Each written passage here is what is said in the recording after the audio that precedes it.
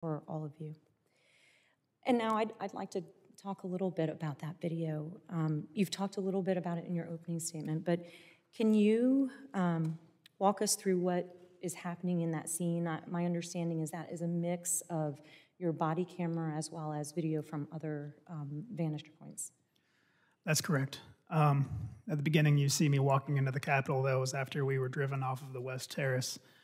I think you see me spit on the floor, unfortunately. I was trying to clear my lungs and mouth of all the CS and OC. You see me preparing my gas mask, donning it, ready to go back out there. And I followed the noise to the tunnel where it was just, you know, wall-to-wall people packed, fighting for with everything they had. It was full of OC and CS gas at the time, and I believe that thickest smoke was from a fire extinguisher. You could see all the residue on the officers who were there. And it's like I said before, you know, they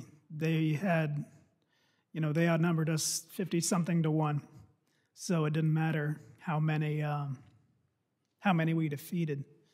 We just had to hold on. We couldn't let anyone through, and they always had a relative, essentially an infinite number of replacements.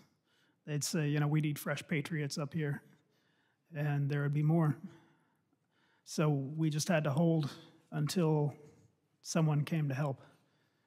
And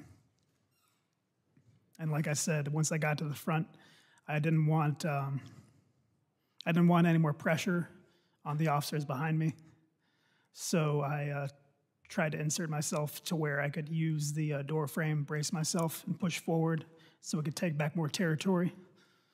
Unfortunately, that backfired. So once we lost ground, I was unable to retreat. I was crushed up against the door frame. And in my most vulnerable moments, the man in front of me took advantage and beat me in the head, ripped off my gas mask, straining my neck, skull, split my lip open, just everything he could. And at that point, I recognized that if I stayed there, then I was gonna, pass out from lack of oxygen or get dragged out into the crowd and end up like Fanone. So I called for help.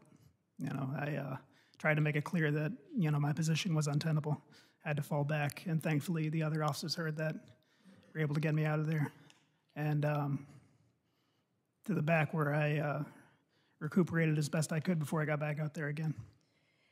Well, it's clear that you suffered immense pain from the assault.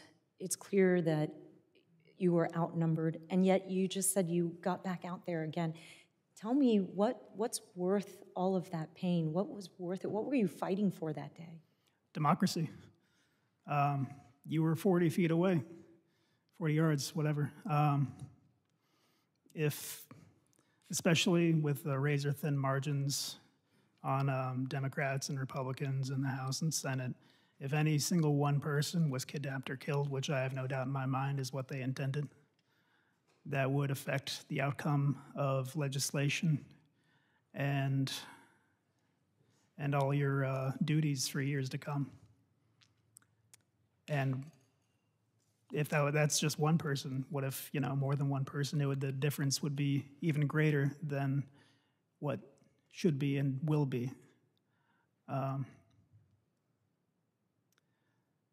And obviously for each other, your immediate concern is the well-being of your colleagues, the other officers who were there fighting beside me. I think I can speak for everyone when I say we worry about each other more than ourselves. That's just in our nature. It's part of why you become a police officer. So, like when Fanone said he was trying to find out who needs help and no one would volunteer, that's just an example of that kind of mindset that we have. So it was It was for democracy. It was for the men and women of the House and Senate. It was for each other, and it was for the future of the country. Thank you, Officer Hodges, and thank you all for defending democracy. And I appreciate your testimony, and I appreciate your continued service. With that, I yield back. Young lady, yield.